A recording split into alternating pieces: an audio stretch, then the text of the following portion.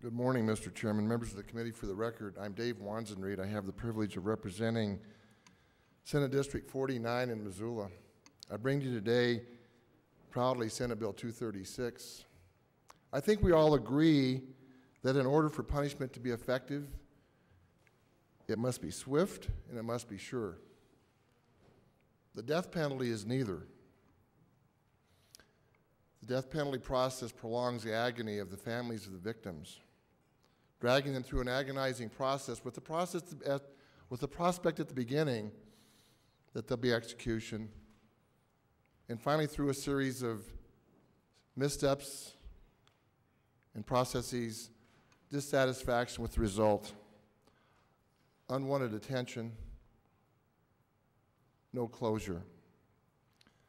A life a life sentence without the possibility of parole, on the other hand, which Senate Bill 236 proposes, begins the process of healing as soon as the verdict is handed down and the families leave the courtroom and the offender serves out his or her sentence outside of public view, outside the attention of the media. Members of the committee, the bill before you today is brought to you by those of us that feel that we must remove dangerous persons from our midst, that we must incapacitate them by putting them in prison for the remainder of their natural lives. The challenge of us presenting the testimony today for the bill is to challenge you to think about shifting the focus from the perpetrator and the offender to the victims' families and away from the offender so we can bring them closure, real closure. This morning I had an email from a family member in Texas whose family member was murdered and the offender was sentenced to death and executed last year. And they wished us Godspeed in our deliberations today, telling me that she still suffers. It's very paternalistic for those of us to think that we're going to do right. We're going to sentence someone to death, and that's going to bring closure to the families. And I would argue to you that it has exactly the opposite effect, members of the committee. It's said that the death penalty is a deterrent. We only need to look to North Dakota, a very similar state to ours, that has no death penalties and whose homicide rates are historically lower than Montana's. The South, the region with the most executions, also has the highest homicide rates in the United States. It's said that it's less expensive to execute someone than to sentence them to life in prison without the possibility of parole. It's often said that facts are a stubborn thing. Study after study after study, including one in the state of Texas, which last year alone executed 18 individuals. In the state of Texas, they found that sentencing someone to life in prison without the possibility of parole would cost about $750,000. The cost of the trial for death penalty averaged in excess of $2.3 million. In our own state, the executive proposal that was brought to us in November had a line item appropriation of $1 million to assist in the defense of those charged with capital crimes. It's eliminated in the December version as a cost-cutting measure, but the cost of the death penalty is real. The costs are much higher. The standard of proof is much higher in capital cases.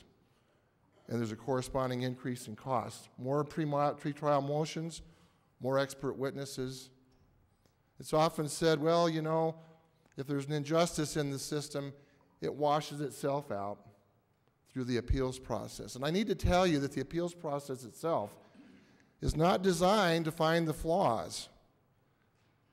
The cases, one after the other, of DNA evidence is brought forward is not usually done by the system. Inside the system, it's from very many people, just like us, that feel we can do better, that we need to hold ourselves to a higher standard and truly look at the information that's available. Volunteers and sometimes students spend hundreds of hours examining the same information that went through the system and found the flaws. In our own state, our crime lab was flawed. Eyewitness accounts are flawed. Law enforcement will tell you time and time again about how unreliable eyewitness accounts are, and yet we rely on that information as a key point at times to sentence people to death, to bring about those expensive trials. Members of the committee, we have a high standard for those of us that want to change the policy of the state, and I would ask you and I would challenge you to listen to the information, to challenge the paradigm that we all bring to the building, and ask yourself, what happens with capital punishment, with these trials, with the victims' families? I'm certain that most of you know the names of those people on death row, but do you know the names of the victim? The system is flawed. The system is flawed. The system that we have for capital punishment in the United States and this state is as flawed as our process is here. We often say, well, we're going to redo something. We're going to move to reconsider. And why do we do that? Because we had new information. We had a change in our perspective. The death penalty is the United States' only irreversible policy once imposed. There's no redo. It's not swift. It's not a deterrent. And it's very, very expensive, and it does not bring closure to the victims' families. Members of the committee, I want to shift the focus away from the bill and away from me to allow those that are here with very compelling stories on both sides to make their case. And I would ask you, like I will, to take careful notes and open your minds to the perspectives that's going to be explained this morning, Mr. Chairman.